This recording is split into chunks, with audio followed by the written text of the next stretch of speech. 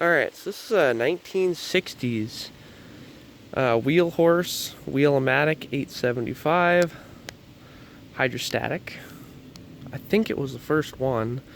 I don't know if it's just the first one for Wheel Horse or I just read that somewhere. It's got an 8-horse Kohler single cylinder in it. No hood latch. 8-horse. It has a fuel pump. I bypassed it because it wasn't working. I'm probably going to buy a kit for it. Doesn't sell right away, but it worked. I mean, it's gas tank's higher than carbs. I don't even think it's really necessary, but they put it on there anyway. Here's the model. Stuff the engine. Probably, I don't know the exact year of this thing, but it's right around there. Did an oil change, new battery, new fuel lines, fuel filter, basic stuff. The key, all the connections of the key were rusted. Previous owner used to use this for mowing his lawn, and I don't know, it was just sitting under his deck for a few years. He went and bought a new zero turn. I was just gonna bring this thing to the scrapyard, and I said I'd take it, so I did. It needed lots of work, like I said. Apparently there's a hydrostatic release on these, which it's almost impossible to find because they don't label it, and it looks like just another screw on the hydrostatic back here. It's just this one. Had this all torn apart trying to find it.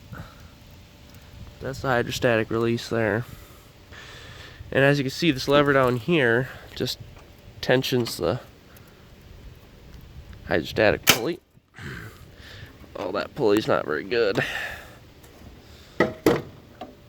She does run and mow. I was out mowing with it. Steering's really nice and smooth. It's overall, I think it's better than it has a right to be for probably sitting outside its entire life. I mean, I guess I could fire it up for you.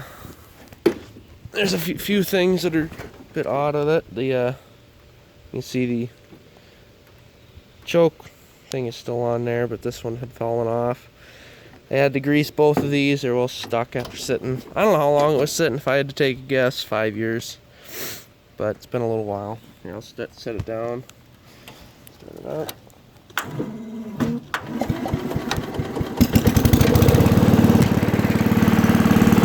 Fires right up.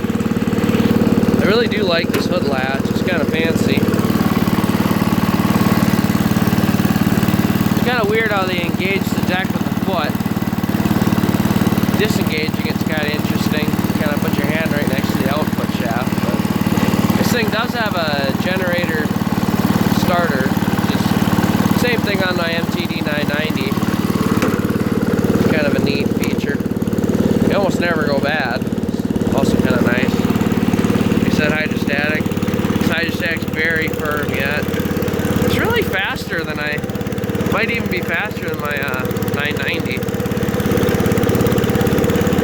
The 8-horse isn't, you know, perfect condition. She definitely smokes a little bit, but it's really not much. A little puff here or there when you're under heavy load. Certainly not too bad for being 60 years old at this point.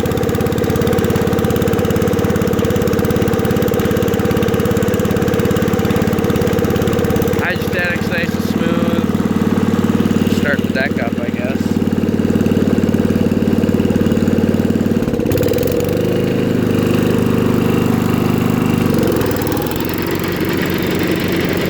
Deck bearings and everything are actually in really good shape. It's kind of odd how they have those 90-degree shaft drive setup going on.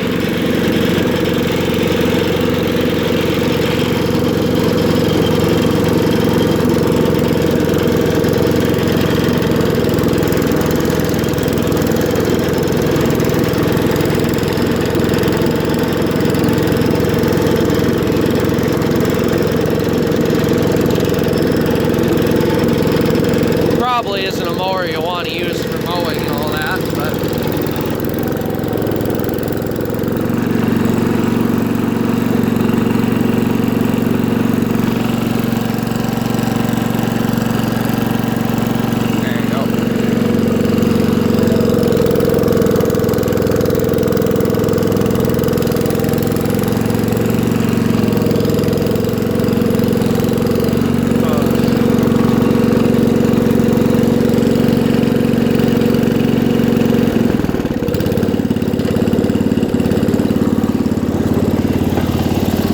tends to walk down, but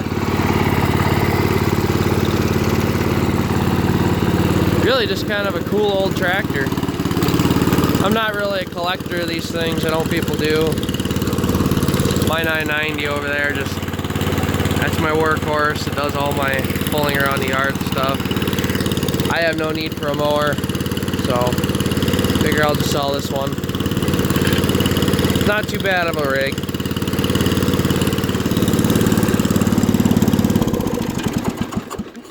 But I mean, I don't know much about these things. I went through the carb. That's about the extent of my work on this thing.